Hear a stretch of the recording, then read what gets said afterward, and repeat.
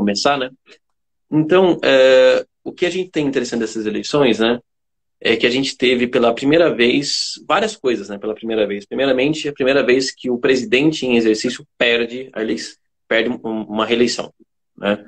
Todos os presidentes em exercício que se colocaram a candidatura à reeleição venceram, né? Tivemos também presidentes em exercício que não eram os não foram eleitos diretamente, digamos assim, né? Eu sei que isso tecnicamente não é verdadeiro, mas vamos falar na prática. Foi o caso, né, do Temer, por exemplo, né? Que não se candidatou, provavelmente se candidatasse perderia, né? Por mais que, né, aí a gente pode discutir algumas coisas interessantes, algumas questões, né? Houve alguma continuidade do governo Temer no governo Bolsonaro. Por exemplo, o Temer foi, inclusive, um dos conselheiros do Bolsonaro, né? A gente pode esquecer isso. Inclusive, ele foi enviado como embaixador lá no Líbano, quando houve aquela explosão e tal. Aquela carta que o Bolsonaro escreveu não, né? Aquela carta que ele apresentou na época do 7 de setembro foi escrita provavelmente pelo Temer, né? Com alguma modificação ali do próprio Jair. Então, assim, apesar disso, apesar de não ter, né? Mesma coisa, o Itamar, né? Fez seu sucessor, o FHC, então ele em si não se candidatou, mas conseguiu fazer um sucessor. Ou seja, quem tem a máquina na mão, aqui no Brasil, sempre tende a se reeleger, né? Inclusive, até eu acho que o Ciro uma vez comentou sobre isso, que a gente tem no Brasil, na verdade, um mandato de 8 anos de presidente com um plebiscito no meio, né? Se vai interromper entre os 4 ou se vai concluir os 8. Então, isso é uma coisa interessante, algo que também ocorre, o Sérgio também comentou, né, que existe semelhanças entre os Estados Unidos e o Brasil, né? Isso nos Estados Unidos está ocorrendo muito ultimamente, né? 8 anos democratas, 8 anos republicanos, 8 anos democratas, com algumas exceções, né? Como houve recentemente, que só foi 4 anos do Trump.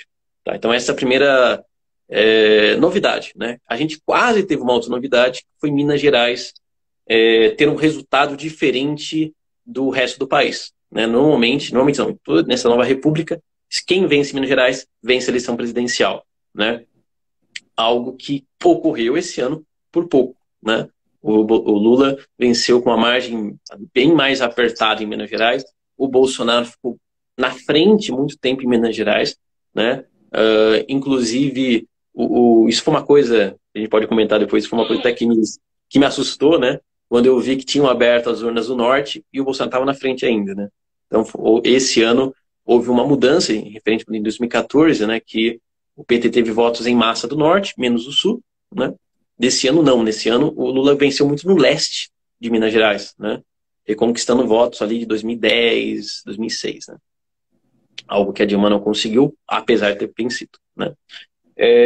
Também tivemos os 2 recordes de votações, né? Tanto Lula quanto o Jair foram os mais votados da história, né? Inclusive, mesmo que Bolsonaro perdeu, ele foi mais bem votado esse ano do que foi em 2018, quando venceu, né? Também uma semelhança com os Estados Unidos, porque o Trump foi mais bem votado esse ano do que quando ele venceu na eleição passada. Por mais que existam diferenças, né? Claro, nos Estados Unidos, né, você tem um colégio eleitoral, então o Trump ele não ganhou no voto geral, né? Na maioria dos votos, na maioria relativa dos votos, como também não teve esse ano, quer dizer, na eleição passada, né? Entretanto, ele mesmo assim, ele venceu na eleição passada pelo colégio eleitoral e esse ano ele perdeu nos 2, tanto no voto popular quanto no colégio eleitoral. Mas há essa semelhança também. Tá? E, né, tivemos também algumas novidades, também a nível de Congresso. Né? Tivemos pela primeira vez, a bancada do PT não vai ser a maior, né? Vai ser a do PL, com 99 deputados. Também tivemos um ponto que foi muito discutido, eu mesmo fiz alguns textos, que é que as pesquisas erraram, né? Aí a gente pode discutir se isso é erro ou não, se isso é uma falha nossa, de que as pesquisas elas tiveram resultado, elas apontavam resultados que não se confirmaram nas urnas, especialmente as tradicionais, como a Folha de São Paulo e a IPEC da Globo, né? Mesmo no segundo turno, né? Mesmo que ficou dentro da margem de erro, foi bem assim, né? Bem assim, nos extremos da margem de erro, né? Que ela acertou. No primeiro turno, nem isso ficou fora da margem de erro, somente a votação do Bolsonaro. E, por exemplo, quem foi bem né, nas duas eleições, nos dois turnos, melhor dizendo, foi a Paraná Pesquisa, que foi a mais criticada, né? Eu lembro até hoje, a gente pode comentar sobre isso, que um dos diretores da Paraná Pesquisa falou assim, não, tudo bem a gente criticar, mas a gente tem que ter uma coisa assim, tem que ter, eu esqueci o termo que ele usou, mas ética, que ele quis dizer, né? Por exemplo, fizeram uma pesquisa, quais eram os institutos mais confiáveis, e a gente ficou em último lugar, né? E a Folha de São Paulo em primeiro, e quem estava financiando isso é um dos financiadores da Folha de São Paulo, né? E aí, né, o resultado ficou, então assim, ficou meio conflitante aí, né? No final ficou meio, ele riu por último, né? Então, assim, isso foram algumas das coisas que aconteceram nessa eleição, que foi uma eleição também uma das mais curtas, ou pelo menos, provavelmente, ou talvez até a mais curta, foi só 45 dias de campanha, né? Por mais que, não sei se vocês tiveram essa sensação, parecia que nunca ia acabar, né? Somente o segundo turno, chega logo, não aguento mais, né? Eu trabalhei no primeiro turno, né, fazendo campanha, então, mas ainda assim, eu me estressei bastante no segundo, mesmo não estando trabalhando, né? Eu me estressei muito, fiquei muito preocupado e tal, apesar que os resultados não foram diferentes do que eu já esperava. Mas enfim, então essas foram algumas das coisas que aconteceram nessa eleição, né? Que foi uma eleição realmente histórica para bem e para mal, né? Então vamos começar com o Sacha. Sacha, então o que você achou dessas eleições? O que você acha que a gente pode tirar primeiramente das impressões, das mensagens que ela passa? E um ponto também que eu esqueci de falar foi a questão do centro, né? O centro, que a gente chama de centro político, foi desmantelado nessas eleições. Então fala um pouco aí, Sacha. Beleza, olha, a introdução que você fez já deu aí várias pinceladas interessantíssimas. Mas eu vou começar pelas pesquisas, porque a eleição começa, né, nas sondagens. Então, nesse caso, no primeiro turno, houveram alguns erros. Eu diria que esses erros foram, assim, mais pela comunicação social do que pelas pesquisas em si. Porque, no caso, os institutos que erraram o Bolsonaro acertaram o Lula. E alguns que acertaram o Bolsonaro erraram do Lula. Então, na verdade, o que houve ali foi um jogo, né? Claro que pode-se pensar que aquele Instituto X ou Y era mais pró-Lula ou pró-Bolsonaro. Mas acertaram, na média geral, acertaram. Então, no caso, o erro que houve, na minha opinião, foi de criar uma expectativa, inclusive de uma vitória do Lula no primeiro turno, o que não se verificou, em torno disso. Eu acho que talvez fosse até mesmo uma estratégia para tentar diminuir um pouco a projeção de crescimento que o Bolsonaro já vinha tendo de meses anteriores. Quer dizer, embora o Lula liderasse o tempo inteiro, o Bolsonaro vinha crescendo. E eu fui alertando dizendo que, olha, tudo bem, existe uma vontade, né, um clima de se tirar o Bolsonaro, porque a rejeição dele é um pouco maior do que a do Lula.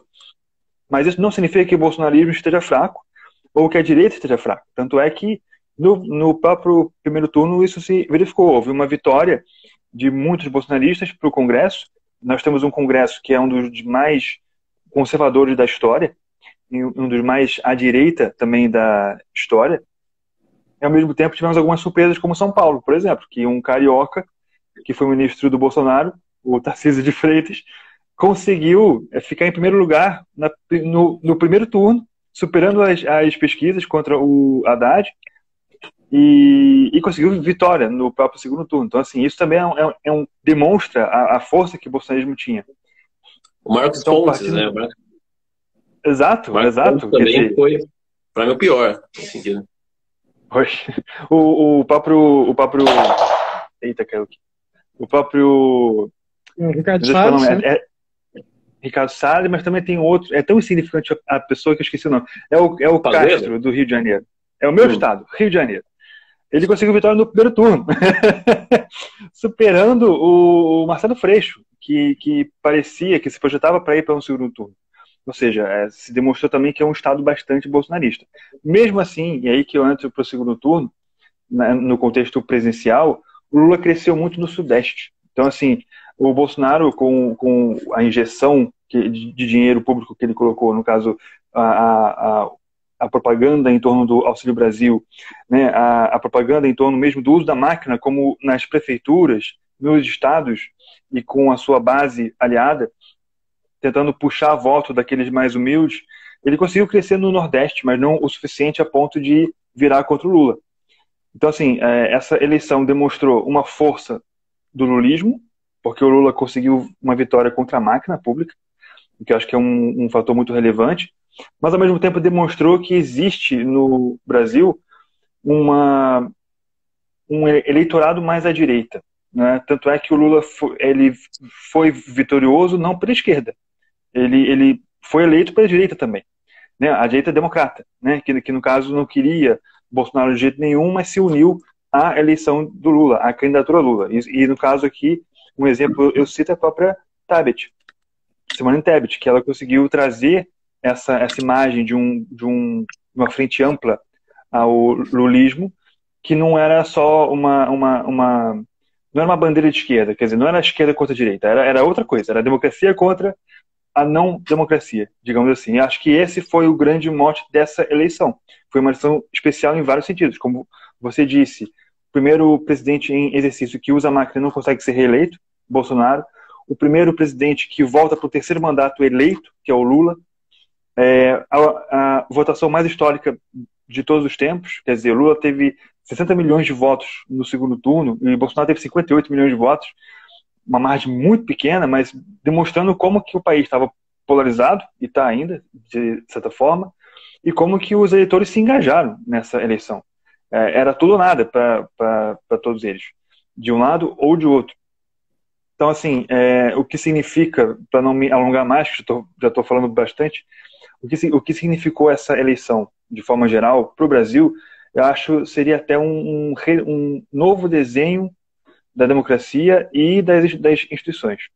Porque se daqui para frente não houver um novo desenho, corre o risco de voltar essa direita para o poder. Porque a gente já viu que o Brasil tem uma maioria de direita, uma maioria conservadora. Essa maioria existe. Embora tenha ainda uma força progressista muito palpável, a gente sabe que no interior, e especialmente nas camadas mais religiosas, isso também é outro ponto que vale a pena debater. O enfraquecimento do Estado fez com que religiões, igrejas, crescessem na periferia.